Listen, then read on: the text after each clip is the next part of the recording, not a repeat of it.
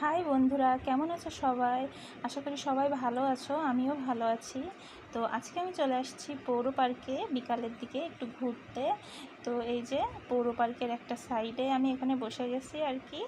তো এখানে আমি একাই বসেছিলাম। তো বসে বসে ভাবছি কী করা যায়, তারপর ভাবলাম যে তোমাদের সাথে একটু শেয়ার করা যাক। তো এই তো আমি এখানে ঘুরছিলাম, তারপর কিছুক্ষণ পর আমার বোনেরা চলে আসলো, তো আমি সেখানে চলে গেলাম। তো এই যে আমি দড়াটানাতে চলে আসছি, এটা হচ্ছে কোর্টের সামনে।